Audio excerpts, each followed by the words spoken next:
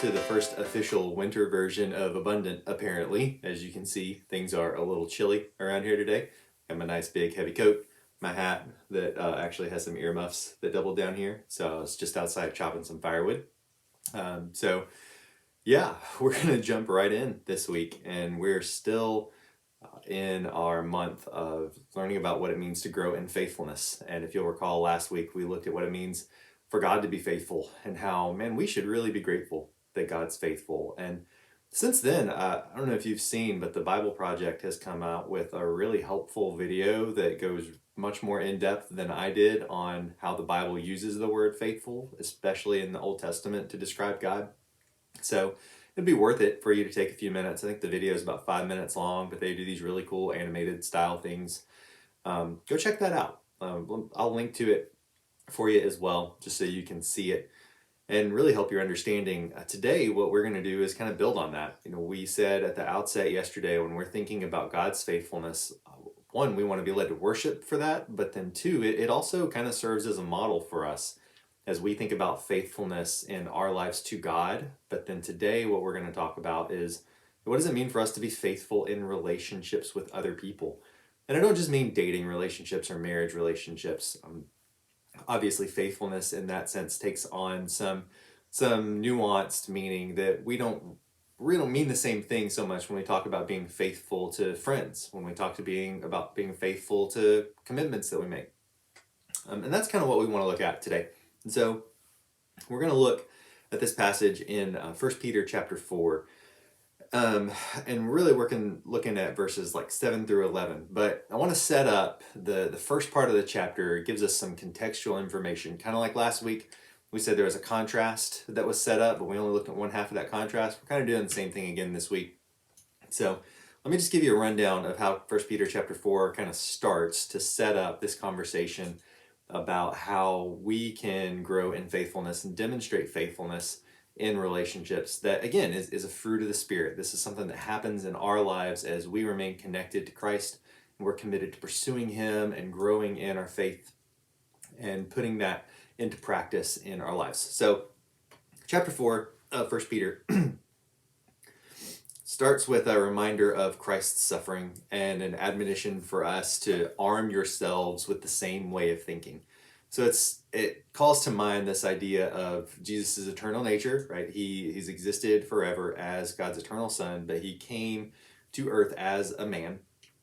And to do that, He had to kind of empty Himself of some things. Like, He was still 100% God, even though He was 100% man, but becoming 100% man meant that there were some aspects of that divinity that for at least a short period of time were diminished or limited. Like His knowledge, the fact that He actually experienced physical growth, He experienced pain, He experienced hunger, He needed things. Like, these are not things that God normally would experience because there's no want in who He is. But Jesus did that and did it willingly on our behalf. And He wound up suffering for us. And so Peter says, hey, arm yourself with that same way of thinking. As you prepare to live out your Christian life, prepare to empty yourself. Prepare to suffer needlessly. Prepare to be mistreated. Prepare to give of yourself without getting in return. So, we start out on a high point, right? Be like Jesus in this sense that He was prepared to suffer and give away everything that He was. And then He reminds us about the behaviors of people who live outside of the faith, who aren't Christians. He says they live in sensuality, passions, drunkenness, orgies, drinking parties, and lawless idolatries. And then He says, hey, and remember this, that those people who are outside of the faith who do these things, they're going to malign you. Like, they're going to mistreat you. They're going to take advantage of you. They're going to say bad things about you behind your back because you don't join in with them. Which implies for us, right? Like, hey, we shouldn't do these things because they're characterized by people who are outside of the faith.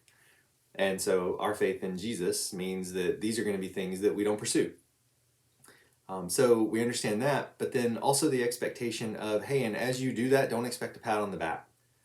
expect to be misunderstood, expect to be mistreated, expect to be spoken poorly about. And in the end, the way that Paul resolves that is he says, and remember, they're going to face judgment for that. Like, ultimately, God is going to make things right. And we don't want that. We want them to come to a place of repentance and faith in Jesus. Hopefully, by your example, you can get them there. But if they don't, then ultimately God sets things right, and he takes care of it for us. So we're trusting him by not lashing back out or by not responding, but taking on that attitude of Jesus and saying, I'm willing to suffer all this stuff because I know something greater is coming down the road. So that's the setup. And then we get into verse 7 in chapter 4. And Paul writes, the end of all things is at hand. And remember, we're waiting on the return of Jesus. Like, that's when we think that the culmination of history is going to happen. Jesus is going to return. He's going to usher in this millennial kingdom, 1,000-year reign. There's all kinds of stuff that we could talk about here. The tension for us is, well, when's that going to happen, right? Like, it's been over 2,000 years. Do we really think this is what's going to happen? And what we've got to recognize is when the Bible talks about the end being at hand or the end times, it's phases of history. And so, yeah, we're in a 2,000-year phase of history, but we've got to understand that the first phase of history in which God kind of begins to reveal himself and set a people apart for himself takes up something around 5,000 to 6,000 years. So 2,000 in comparison, not that big of a deal. I'm not saying it's going to be 100% equal or anything, but we can kind of get caught up in our little microcosm of history and being like, well, this is just never going to happen because it hasn't happened by now. Well, if we compare it to 10,000 or 6,000 years or even a greater period of time, depending on how you want to kind of interpret the Old Testament, then 2,000 is nothing. So the end of all things is hand. Like, we are in this culmination of history. We're in the final act. The tension's building. We're about to get to the resolution. And then Paul says, therefore, be self-controlled and sober-minded for the sake of your prayers. So you keep your behavior controlled. Like, we know self-control, and we'll come back to that. That's a fruit of the Spirit. That's going to be the one we hit, I think, in May. So we're not going to cover that so much right now. So be self-controlled and sober-minded for the sake of your prayers. A lack of self-control, though, I will say this, can lead us to engage in sinful behavior. Like, if we're not controlling ourselves, then we can find our life being characterized by the same things that Paul said would characterize people outside of the faith. Like, we've got to exercise a measure of control over our behavior and the things that we do. He also says for us to be sober-minded. And lacking a sober mind can also hinder our prayers. Well, how's that happen? Like, I can see how if I jump into a bunch of sin, then that's going to hurt my prayers. But the way that I think about stuff, how does that work? It's like, well, if we're not sober-minded, we can hinder our prayers by focusing on ourselves, by kind of deluding ourselves. You wind up praying these very small, me-centered prayers over and over again instead of pouring out in prayer for other people, for God to do big things in the world, for God to call people to faith, for God to mend relationships, for God to do all these things that we see in his word he says he wants to do. And instead, we'll start praying things like, God, bless me, help me get this A, help me do this, help. So we want to be sober-minded, meaning we want to keep our minds on the things that God says are important, that God says are eternal, that God says we should give ourselves to. And when we fail to do that, our prayers are hindered.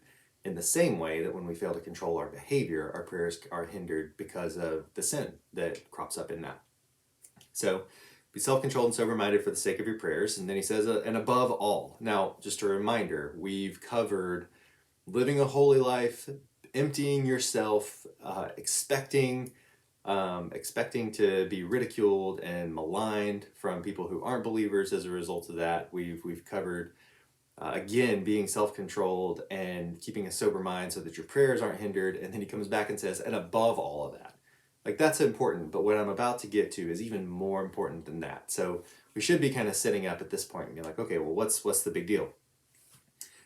And then he sort of surprises us, at least in a sense. Like, if I'm reading this, I'm thinking some other exhortation to holiness or some exhortation to mission or sharing the gospel or something like that, right? But what he writes is, above all, keep loving one another earnestly, for love covers a multitude of sins. And here he's addressing Christians. So when he says, keep loving one another earnestly, he's talking about loving other Christians earnestly. Earnestly, you dig a little deeper into what the word means, it means unceasing and with some intensity. So it's not just a casual thing that we do. When we love one another earnestly, we put work into it, and we put continuous work into it. And that doesn't really jive with the way we understand love. We understand love as kind of that feeling that we get when we think of somebody. We covered at the very onset of this just what the Bible means when it talks about love, and we compared how our culture it's all about romantic love. If you go do a Google search for love, it's going to take you pages and pages and pages until you get something outside of romantic love. But there's all sorts of other love that we can have, right? We can have love for friends, we can have love for food, we can have love for all sorts of things. And the Bible talks about 3 different kinds of loves. One being agape, which is the one that we focused in on, which is this love that is self-giving and seeks another's uplifting. And we talked about how that is just very different than this idea of romantic love, or even maybe the idea of friendship that we have. It's not the warm fuzzies. It's a commitment to seek the good of another in a way that elevates them to something better. And as a believer, our goal should be to love others, especially other believers, in a way that they see the love of Jesus mirrored, in a way that they see that we care about them and we want what's best for them. And then he says that kind of love covers a multitude of sins. And there's no real consensus on exactly what that means. It could mean that love doesn't remember wrongs that are done to it. Like when it covers over it, it just means, hey, because of my love, I know we all make mistakes. No big deal. It could mean that love helps other believers reverse the consequences of sin. That when we sin and we experience those sort of negative consequences that come from that, the love of another believer in their life can actually help mitigate some of the suffering and pain that they might experience. It could also mean that loving others is just evidence of love shown to us. It's sort of that mirroring that I was talking about. Either way, the fact that we are meant to live in relationship with other believers in such a way that we are demonstrating this self-giving love, and it's our responsibility to demonstrate that with intensity and over time, has some sort of profound impact on others, even if we might not necessarily see it right away. Then he moves on and says, show hospitality to one another without grumbling. Now, in the New Testament, hospitality is always related to love. It's a love that welcomes others, regardless of their differences, into a fellowship, kindness, or even a friendship. It's regularly discussed in the context of foreigners who would come into Israel. And if you know anything about ancient Israel, they were very defensive of their identity as Jewish people. So people coming from the outside were sort of threatening. They were other. They weren't part of us. And so this idea of hospitality was one of welcoming people like that in, no matter how different that they are from you, especially once we get to Jesus, and saying your faith in Jesus compels you to love people who are really different than you, and to show them this level of commitment and love and care and kindness, which I think has some really profound implications for us that we just don't have time to get into today. So, and we're to do that without grumbling, right? Like it's not something we're under compulsion to do. It's something that we should do willingly. And so when we make the decision to put ourselves out a little bit in order to demonstrate that kind of commitment to other people, we undercut the whole process when we walk away and we're like, well, that just took a lot of time, or do they even know what I'm doing, or anything like that. Like, we want to keep our eyes on Jesus in the midst of that and just say, hey, I am doing this because of the love that I have for you in Christ, and I want to serve you, and I want to help you, and I want to do whatever I can because of my faith in Christ. That's what compels me. It's not that I feel like I have to do this. It's not that I feel like it's just something I need to do. It's something that I want to do to demonstrate this love that Jesus has for you and that I share for you. So show hospitality to one another without grumbling. Then Peter writes, as each has received a gift, use it to serve one another as good stewards of God's varied grace. Now, when he talks about gifts here, he's talking about spiritual gifts. 1 Corinthians tells us that God gives believers spiritual gifts to serve others and to serve the local church. And if you're not sure what your spiritual gifts are, reach out to me. Send me an email, text me. Let's have a conversation about that. Because until you know what those are, it's going to be very difficult for you to find a place to serve. And here, this verse is really instructing us that, hey, if you're a believer, God's given you a gift, and the expectation is that you serve. Not that you serve when it's convenient, not that you serve when your schedule calms down, but that you serve. You give of yourself. You use the gift that God has given you to better other believers, to better your community, to better your church, to better your campus. And using our gifts and service to others is being a good steward of that. It recognizes that, hey, God has made me to do this. God has given me a passion for this, a talent for this. And so because of that, I want to use it in service of other people. Conversely, not using our gifts to serve others is selfish. And it really inhibits the work of local churches and ministries when people fail to get involved and to use the gifts that God has given them. If you've ever been in a church and you felt like, man, something here is just really missing, well, this is the reason. Was it because there's someone there who has that gift, more than likely, that isn't living in it, that isn't giving of themselves for whatever reason. And I'm not saying that there's never a reason that we should step away or anything like that. Like I think that, yeah, in seasons, sure. But just on the whole, I know at UT your programs are incredibly demanding and you don't have a whole lot of time, but you have some. And you can find ways to serve others in the gifts that God has given you in such a way where it doesn't feel burdensome, where it actually is going to give you life because you are walking in the thing that God has made you to do. And you find joy in it. And it actually renews and refreshes you, even though it's taking time and taking energy. So if you're not serving somewhere in some capacity, even in this busy season, there's a good chance you're discontent. And it could be because you're not serving. And so if that's you and you think that might be it, but you just don't even know where to start, again, reach out to me. Let me know. We're connected with churches all over the place. We've got some things that we would love to see students step in and do. We can find a place for you to serve in the way that you feel like God is leading you and equipped you to do. Peter ends up this section by saying, whoever speaks as to one who speaks the oracles of God, whoever serves as one who serves by the strength that God supplies, in order that in everything God may be glorified through Jesus Christ. To him belong glory and dominion forever and ever. Amen. The whole point of this is to glorify God. It's not to alleviate your guilt. It's not so that you get anything out of it. It's when we walk in this way in faithfulness and love and service to other people and prioritize them and resolve to have that mindset that Jesus did, where he says he's just going to empty himself and he's not going to demand his rights, and he's going to suffer indignity, he's going to suffer humiliation, he's going to suffer pain on behalf of other people. When we do that, we glorify God.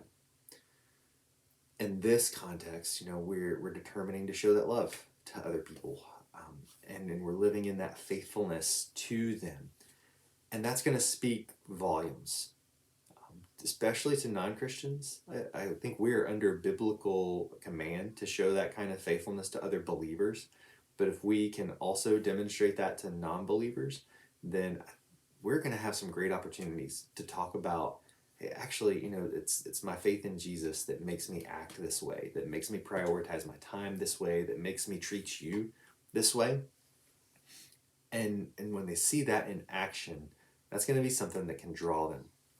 Now, I want to come back as we end to just that idea of, but I don't feel like I love people, or I don't feel like I love this person, maybe in particular. And I can understand why that's really difficult. Like, I've found myself there, and sometimes when it's like, I know what I need to do, but this person just, just makes it so hard for whatever reason. C.S. Lewis has a really good quote so he says, do not waste time bothering whether you love your neighbor. Act as if you did. And soon as we do this, we find one of the great secrets. When you are behaving as if you loved someone, you will presently come to love him. And it's not that we're doing that out of fake. We're doing that recognizing that love is more what we do instead of how we feel. And it also recognizes the fact that what we think and how we feel about things changes as we take some action. We tend to think that it's the other way around. Like, I'll start feeling differently and then I'll do something else. But science is really screaming at us when we look at behavior change and how that happens. Like, you make the change in your habits, routines, and patterns, and that gets internalized afterwards. And so if there's somebody in your life that you're just really struggling to love, and just the idea of being faithful in a relationship to them seems so far-fetched because you don't even feel like you want to be in a relationship with them. Resolve to find some way this week to demonstrate love to them. Committed, self-giving love that seeks their benefit over your own. And begin to walk in that in relationship with them in regularity and with some intensity. And see what happens. We've got to determine beforehand to show love to others. And that is the definition of being faithful in our relationships.